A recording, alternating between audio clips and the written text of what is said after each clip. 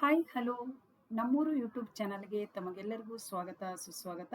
ನೀವಿನ್ನು ನಮ್ಮೂರು ಯೂಟ್ಯೂಬ್ ಚಾನಲ್ಗೆ ಸಬ್ಸ್ಕ್ರೈಬ್ ಆಗಲಿಲ್ಲ ಅಂದರೆ ಈ ಕೂಡಲೇ ಸಬ್ಸ್ಕ್ರೈಬ್ ಆಗಿ, ಲೈಕ್ ಮಾಡಿ, ಶೇರ್ ಮಾಡಿ ಅಂತ ಹೇಳ್ತಾ, CBSE class 11th and 12th central board of secondary education 11th and 12th Kannada syllabus code number 115 class 11th 2024-25 CBSE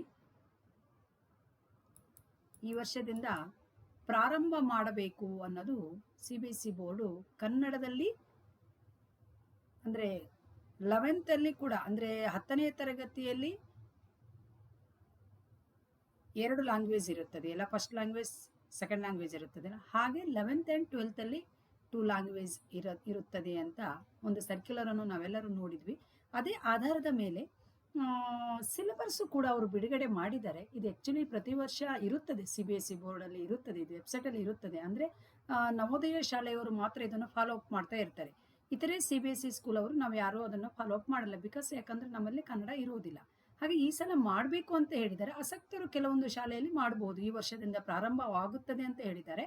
ಅಥವಾ ನೆಕ್ಸ್ಟ್ ಇಯರ್ ಅಂತೂ ಕಂಪಲ್ಸರಿ ಇರ್ಬೋದು. ಈ ವರ್ಷನೇ ಎಲ್ಲ ಸ್ಕೂಲಲ್ಲಿ ಮಾಡ್ತಾರೆ ಇಲ್ಲ ಗೊತ್ತಿಲ್ಲ, ಕೆಲವೊಂದು ಸ್ಕೂಲಲ್ಲಿ ಮಾಡ್ಬೋದು. ಹಾಗಿದ್ರೆ ಸಿಲೆಬಸ್ ಹೇಗಿದೆ ಅನ್ನೋದನ್ನು ನೋಡೋಣ. ಸಿಲೆಬಸ್ ಏನಂದರೆ ಸ್ಟೇಟ್ ಬೋರ್ಡಿನ ಸೇಮ್ ಫಸ್ಟ್ PUC ಸೆಕೆಂಡ್ PUCದೇ ಪೋರ್ಷನ್ ಇರುತ್ತದೆ, ಸೇಮ್ ಅದೇ ಬುಕ್ಸೇ ಇರುತ್ತದೆ ಇಲ್ಲಿನೂ ಕೂಡ. ಆದರೆ ಕೆಲವೊಂದು ಲೆಸನ್ಗಳನ್ನು ಇಲ್ಲಿ ಕೈ ಬಿಡಲಾಗಿರುತ್ತದೆ. ಫಸ್ಟ್ PUC ಮತ್ತು ಸೆಕೆಂಡ್ PUC ಮಾಡ್ತಾ ಇರುವಂಥ ಲೆಕ್ಚರ್ಸ್ಗಳಿಗೆ ಗೊತ್ತಿರುತ್ತದೆ, ಯಾಕಂದರೆ ನಾವೆಲ್ಲ ಮಾಡ್ತಾ ಇದ್ದೀವಿ, ಹಾಗಾಗಿ ನಮಗೆ ಗೊತ್ತಿರುತ್ತದೆ ಯಾವುದಂತ.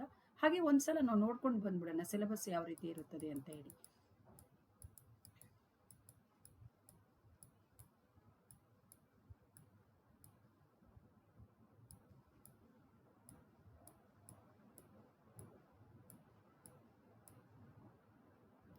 ಇಲ್ಲಿ ನಾನು ಕನ್ನಡದಲ್ಲಿ ಕೆಳಗಡೆನೂ ಕೂಡ ಇದೆ, ಇಂಗ್ಲೀಷಲ್ಲಿ ಇರೋದ್ರಿಂದ ಕೆಲವೊಂದು ಸಲ ನಾನು ಇಲ್ಲಿ ಕನ್ನಡದಲ್ಲಿ ಬರೆದಿದ್ದೀನಿ. ಹಾಗೆ ಫಸ್ಟು ಲೆಸನ್ ಬಂದುಬಿಟ್ಟು ಫಸ್ಟ್ PUC ಇದೇ ಇರೋದು ಇದು. ಹಾಗಾಗಿ ದುರ್ಯೋಧನ ವಿಲಾಪ, ಇದೊಂದು ಹಳೆಗನ್ನಡ ಇರುತ್ತದೆ, ತುಂಬ ಚೆನ್ನಾಗಿದೆ ದುರ್ಯೋಧನದಿದು. ಆಮೇಲೆ ವಚನಗಳಲ್ಲಿ ಇಲ್ಲಿ ಅಲ್ಲಮ ಪ್ರಭು, ಗಟ್ಟಿ ವಾಳಯ್ಯ, ಅಕ್ಕ ಮಹಾದೇವಿ ಇಲ್ಲಿ ಬರ್ತಾರೆ. ವಚನಗಳು ಅಂತ ಅಂದರೆ ಇದೆಲ್ಲ ಇರುತ್ತದೆ. ನೆಕ್ಸ್ಟು ಇಲ್ಲಿ ಒಂದೊಂದು ಲೆಸನ್ಗಳನ್ನು ಬಿಟ್ಟಿದ್ದಾರೆ ಅವರು. ಇಲ್ಲಿ ದೇವನು ಒಲಿದರೆ ಕೊಲುವೆ ಸತ್ಕುಲ ಅಂತ ಇತ್ತು, ಇದಿಲ್ಲ. ಇಲ್ಲಿ ಈಗ ಇವರು ತೆಗೆದುಕೊಂಡಿದ್ದು ಹಲಬಿದಳು ಕಲ್ಮರಂ ಕರಗುವಂತೆ, ತಲ್ಲಾಣಿಸಿದಿರು ಕಂಡ್ಯ ತಾಳಮನವೇ, ಶಿಶು ಮಕ್ಕಳಿಗೊಲಿದ ಮಹಾದೇವ, ಅಖಂಡ ಕರ್ನಾಟಕ, ಕೆಲವೊಂದು ಬಿಟ್ಟಿದ್ದಾರೆ ಇಲ್ಲಿ ಎಂದಿಗೆ. ಅಲ್ಲಿ 14 ಪೊಯಮ್ಗಳಿದ್ದಾವೆ ಫಸ್ಟ್ PUCಯಲ್ಲಿ ಎಂದಿಗೆ. ನಾ ಬರಿ ಭ್ರೂಣವಲ್ಲ, ಹೊಲಿಗೆ ಯಂತ್ರದ ಅಮ್ಮಿ, ದೇವರಿಗೊಂದು ಅರ್ಜಿ. ಇವು ಪದ್ಯ, ಇಷ್ಟು ಪದ್ಯಗಳಿರುತ್ತೆ. 10 ಪದ್ಯವನ್ನು ಕೊಟ್ಟಿದ್ದಾರೆ.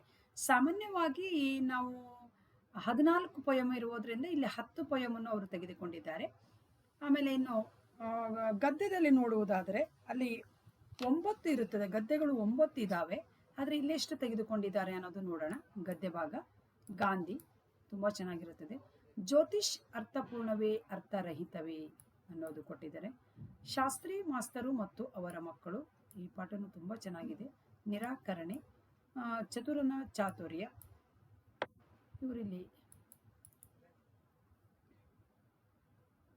ಕೃಷಿ ಸಂಸ್ಕೃತಿ ಮತ್ತು ಜಾಗೃತೀಕರಣ, ಇದನ್ನು ಅವರು ಬಿಟ್ಟಿದ್ದಾರೆ ಅಂತ ಕಾಣುತ್ತದೆ. ಇಷ್ಟು 5 ಲೆಸನನ್ನು ತೆಗೆದುಕೊಂಡಿದ್ದಾರೆ ಇಲ್ಲಿ.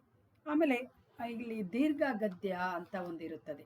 ದೀರ್ಘ ಗದ್ಯ ಅಂದರೆ ನಾಟಕ, ಅಂದರೆ ಬೋಳೆಶಂಕರದ ಒಂದು ನಾಟಕ, ಚಂದ್ರಶೇಖರ್ ಕಂಬಾರ್ ಅವರು ಬರೆದಿರುವಂಥ ನಾಟಕ ಆಗಿರುತ್ತದೆ ಇದು. ಬೋಳೆಶಂಕರ ದೀರ್ಘ ಗದ್ಯ ಅಂತ ಹೇಳ್ತಾರೆ ಇದಕ್ಕೆ, ನಾಟಕ ಇರುತ್ತದೆ ಒಂದು. ಆಮೇಲೆ ನೆಕ್ಸ್ಟು ಇಲ್ಲಿ ಪ್ರಬಂಧ, ರೈಟಿಂಗ್ ಸೆಕ್ಷನಲ್ಲಿ ಪ್ರಬಂಧ, ಪತ್ರಲೇಖನ ಎರಡಿರುತ್ತದೆ. ಇಲ್ಲಿ ಒಂದು ಪ್ರಬಂಧ, ಇನ್ನೊಂದು ಪತ್ರಲೇಖನ ಇರ್ತದೆ. ಕೆಲವೊಂದು ಸಲ ಆಪ್ಷನ್ಸ್ ಇರ್ತದೆ, ಪತ್ರಲೇಖನ ಬರಿಬೋದು, ಪ್ರಬಂಧ ಆ ಥರ ಆಪ್ಷನ್ಸ್ ಇರ್ತದೆ. ಬಟ್ ಇಲ್ಲಿ ಈ ಥರ ಕೊಟ್ಟಿದ್ದಾರೆ. ಇನ್ನು ವ್ಯಾಕರಣವನ್ನು ನಾವು ವ್ಯಾಕರಣ ಇರುತ್ತದೆ. ಆಮೇಲೆ ಕವಿ ಪರಿಚಯ, ಲಕ್ಷ್ಮೀಶ 2 ಜನರದ್ದು ಕವಿ ಪರಿಚಯ ಇರುತ್ತದೆ, ಯಾಕಂದ್ರೆ ಅದು ಬೋರ್ಡಲ್ಲಿ ಹಾಗೆ ಇರುತ್ತದ್ರಿಂದ ಇಲ್ಲಿನೂ ಕೂಡ ಕೊಟ್ಟಿದ್ದಾರೆ. ಕನಕದಾಸರು, ರನ್ನ, ಅಕ್ಕ ಮಾದೇವಿ, ಚಂದ್ರಶೇಖರ್ ಕಂಬಾರ, ನರಸಿಂಹಯ್ಯ, ಇಷ್ಟು ಇವು ಇರುವಂಥ ಕವಿ ಪರಿಚಯದಲ್ಲಿರುವಂಥದ್ದು. ಈಗ MCQ ಅಲ್ಲಿ ಯಾವ್ಯಾವುದು ಗ್ರಾಮರ್ ಇರುತ್ತದೆ ಅಂತ ನೋಡೋದಾದ್ರೆ, ವಿಭಕ್ತಿ ಪ್ರತ್ಯಯ, ವಿರುದ್ಧ ಪದ, ಸಮಾನಾರ್ಥಕ, ಗ್ರಾಂಥಿಕ ರೂಪ, ಪದ ವಿಚ್ಛೇದನ ಅಂದರೆ ಪದಗಳನ್ನು ಬಿಡಿಸಿ ಬರೆಯುವುದು, ಸಂಧಿ, ಸಮಾಸ, ತತ್ಸಮ ತದ್ಭವ, ಧಾತು. ಇಲ್ಲಿ ಸಂಧಿ ಸಮಾಸ ಅನ್ನು ಕೂಡ ಬಿಡಿಸಿ ಬರೆಯುವುದೇ ಸಾಮಾನ್ಯವಾಗಿರುತ್ತದೆ, ಯಾಕಂದ್ರೆ ಫಸ್ಟ್ PUC ಯಲ್ಲೆಲ್ಲ ಹಾಗೇನೆ ಇರೋದು. ಅಲ್ಲಿ ನಮಗೆ ಸಂಧಿ ಹೆಸರಿಸಿ ಅಂತ ಏನಿಲ್ಲ. ಇಲ್ಲಿ ಇವರೇನಾರು ಹೆಸರಿಸಬೇಕೋ ಏನೋ ನಮಗಿನ್ನೂ ಅದ್ರ ಬಗ್ಗೆ ಅಯ್ಯೋ ಗೊತ್ತಿಲ್ಲ, ಯಾಕಂದ್ರೆ ಇಲ್ಲಿ ಇವರು ಕೊಟ್ಟಿದ್ದಾರೆ, ಆ ರೀತಿಯಾಗಿ ಕೊಟ್ಟಿದ್ದಾರೆ ಧಾತು. ನೆಕ್ಸ್ಟ್ ಪ್ರಶ್ನಾರ್ಥಕ, ಇದು ಬದಲಾವಣೆ. ನೆಕ್ಸ್ಟ್ ನಿಷೇಧಾರ್ಥಕ ಇದೆ, ಸರಳ ವಾಕ್ಯ ಇರುತ್ತದೆ, ಇಲ್ಲಿ ವಾಕ್ಯದಲ್ಲಿ ಬರೆಯುವಂಥದ್ದು. ಇದು ಸೇಮ್ ಅದನ್ನೇ ಫಾಲೋ ಅಪ್ ಮಾಡಿದ್ದಾರೆ, 10th ಅನ್ನೇ ಫಾಲೋ ಅಪ್ ಮಾಡಿದ್ದಾನೆ ಅಂತ ಕಾಣ್ತದೆ. ಇಂಗ್ಲಿಷ್ ಟು ಕನ್ನಡ ಸೆಂಟೆನ್ಸ್ ಮಾಡುತ್ತಿರುತ್ತದೆ, ಕಾಲ ಇರುತ್ತದೆ. ಆಮೇಲೆ ಕರ್ತರಿ ಕರ್ಮಣಿ ಪ್ರಯೋಗ, ರೂಪ ನಿಷ್ಪತ್ತಿ ಇರುತ್ತದೆ, ನಾನಾರ್ಥ ಇರುತ್ತದೆ, ಸರ್ವನಾಮ ಇರುತ್ತದೆ. ಗ್ರಾಮರು, ಇಲ್ಲಿ ಇನ್ನಿಷ್ಟು ಗ್ರಾಮರ್ಗಳನ್ನು ಸೇರಿಸಿದ್ದಾರೆ ಅವರು. ಇಲ್ಲಿ ಯಾವುದು ಈ ಛಂದಸ್ಸಿನಲ್ಲಿ ಯಾವ್ಯಾವ್ದು ಇರುತ್ತದೆ ಅಂತ ಕೊಟ್ಟಿದೆ. ಕಂದ, ಚಂಪಕಮಾಲ, ತ್ರಿಪದಿ, ಸಾಂಗಿತ್ಯ, ಇದು ಇಷ್ಟು ಕೊಟ್ಟಿದ್ದಾರಪ್ಪ. ಇದು ಯಾಕಂದ್ರೆ ಫಸ್ಟ್ PUC ಯಲ್ಲಿ ಏನಿದಿಲ್ಲ, ಇದು ಯಾಕೆ ಅಂತ ಗೊತ್ತಿಲ್ಲ ನನಗೆ, ಇದ್ರ ಬಗ್ಗೆ ಐಡಿಯಾ ಇಲ್ಲ ನನಗೂ, ಯಾಕಂದ್ರೆ ನಾವು ಇನ್ನು 11th and 12th ಮಾಡಲಿಲ್ಲಲ್ಲ, ಅದು ಹಾಗಾಗಿ ಅದ್ರ ಬಗ್ಗೆ ಐಡಿಯಾ ಇಲ್ಲ. ಯಾಕಂದ್ರೆ 10ನೇ ತರಗತಿ ಮಕ್ಕಳುಗಳು ಇದನ್ನು ಕಲಿಯೋದಿಲ್ಲ, 11ನೇ ತರಗತಿ ಮಕ್ಕಳು ಇದನ್ನು ಓದುವುದಂದ್ರೆ ಸ್ವಲ್ಪ ಕಷ್ಟದ ಕೆಲಸ ಆಗ್ಬೋದಲ್ವಾ ಅಂತ ನನಗನ್ನಿಸುತ್ತದೆ. ಅದ್ರ ಬಗ್ಗೆ ಅಷ್ಟು ಐಡಿಯಾ ಇಲ್ಲ, ನೋಡಬೇಕಾಗುತ್ತದೆ. ಪ್ರಶ್ನೆ ಪತ್ರಿಕೆಯನ್ನು ನೋಡೋಣ ಯಾವ ರೀತಿ ಇರುತ್ತದೆ. ನೆಕ್ಸ್ಟ್ ವಿಡಿಯೋದಲ್ಲಿ ಪ್ರಶ್ನೆ ಪತ್ರಿಕೆ ಕೊಡ್ತೀನಿ, ಅದರಲ್ಲಿ ಯಾವ ಥರ ಇದೆ ಅಂತ ನೋಡ್ಕೊಳ್ಳೋಣ ಒಂದ್ಸಲ. ಇದು ಸೇಮ್ ಇಲ್ಲಿ ಕೊಟ್ಟಿದ್ದಾನಲ್ಲ, ದುರ್ಯೋಧನ ವಿಲಾಪ, ವಚನಗಳು, ಲೆಸನ್ಗಳು, ಇವೆಲ್ಲ ಕಲ್ಯಾಣಿಸಿದ ಕಂಡ ಇಲ್ಲಿ ನೋಡಿ ಇಷ್ಟು ಲೆಸನ್ಗಳಿರುತ್ತದೆ ಅಂತ. ಇದು ಎಲ್ಲ ಪೊಯಮ್, ಅದು ನನ್ನ ಮೇಲ್ಗಡೆ ಹೇಳಿದ್ನಲ್ಲ ಅದೇ 10 ಪೊಯಮ್ಗಳನ್ನು ಇಲ್ಲಿ ಈ ರೀತಿ ಕೊಟ್ಟಿದ್ದಾರೆ. ನಮ್ಮ 10th ಅಲ್ಲಿ ಬಂದಿದೆಯಲ್ಲ ಹಾಗೆಯೇ. ಎಂದಿಗೆ, ನಾಬರಿ ಭ್ರೂಣವಲ್ಲ, ಹೊಲಿಗೆ ಯಂತ್ರದ ಅಮ್ಮಿ, ದೇವರಿಗೊಂದು ಅರ್ಜಿ, ಇದು ಪದ್ಯ ಭಾಗ 10. ಇನ್ನು ಗದ್ಯದಲ್ಲಿ ಅಷ್ಟೇ ಹೇಳಿದ್ನಲ್ಲ, ಗಾಂಧಿ, ಜ್ಯೋತಿಷ್ ಅರ್ಥಪೂರ್ಣವೇ ಅರ್ಥರಹಿತವೇ, ಶಾಸ್ತ್ರಿ ಮಾಸ್ತರು ಅವರ ಮಕ್ಕಳು, ನಿರಾಕರಣೆ, ಕೃಷಿ ಸಂಸ್ಕೃತಿ ಮತ್ತು ಜಾಗೃತೀಕರಣ. ಅಲ್ಲಿ ಕೊಟ್ಟಿಲ್ಲ, ಇದನ್ನ ಇಲ್ಲಿ ಹಾಕಿದ್ದಾರೆ, ಅದಕ್ಕೋಸ್ಕರ ನಾನು ಅಲ್ಲಿ ಮೇಲ್ಗಡೆ ಓದ್ದೆ. ಇದು ಕೊಟ್ಟಿರಲಿಲ್ಲ, ಇಲ್ಲಿ ಓದಿದ್ದೆ, ಇಲ್ಲಿ ನೋಡಿದ್ದೆ ನಾನು. ಚತುರನ ಚಾತುರ್ಯ, ಬೋಳೆಶಂಕರ ದೀರ್ಘ ಗದ್ಯ ಅಂತ ನಾನು ಹೇಳಿದ್ದೇನೆ, ದೀರ್ಘ ಗದ್ಯ ಅಂತ ಕರೀತಾರೆ, ಅಂದ್ರೆ ನಾಟಕ. ಇದು ಚಂದ್ರಶೇಖರ್ ಕಂಬಾರ ಅವರು ಬರೆದಿರೋ ನಾಟಕ, ತುಂಬ ಚೆನ್ನಾಗಿರುತ್ತದೆ ಅದು. ನಾವು ಫಸ್ಟ್ PUC ಯಲ್ಲಿ ಅದನ್ನೇ ಮಾಡ್ತಾ ಇರೋದು. ಇದು ಕಾವ್ಯ ಭಾಗ ಇಲ್ಲಿ ಕೊಟ್ಟಿದ್ದಾರಲ್ಲ, ಸೇಮ್ ಅದನ್ನೇ.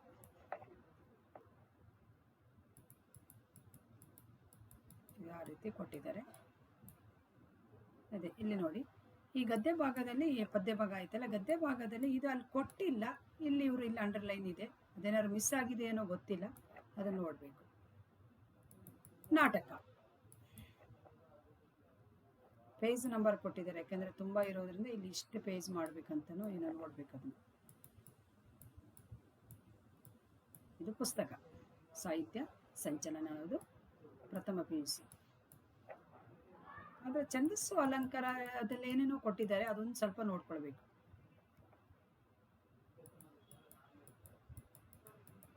ಇದು 11th ಗ್ರೇಡಿನ, ಯಾಕಂದ್ರೆ ಯಾವ ಶಾಲೆಯಲ್ಲಾದರೂ ಅಕಸ್ಮಾತ್ ಈ ವರ್ಷದನೇ ಯಾವುದಾದ್ರು ಶಾಲೆಯಲ್ಲಿ ಸ್ಕೂಲಲ್ಲಿ ಏನಾದರೂ 11th and 12th ಪ್ರಾರಂಭ ಮಾಡ್ತಾ ಇದ್ದೀವಿ ಅಂತ ಅಂದರೆ ಈ ಒಂದು ಪೋರ್ಷನನ್ನು ನೀವು ಯೂಸ್ ಮಾಡಬೇಕಾಗುತ್ತದೆ. ಈ ಒಂದು ಟೆಕ್ಸ್ಟ್ ಬುಕ್ಕು ಮತ್ತು ಈ ರೀತಿಯ ಪೋರ್ಷನನ್ನು ನೀವು ಫಾಲೋ ಅಪ್ ಮಾಡಬೇಕಾಗುತ್ತದೆ.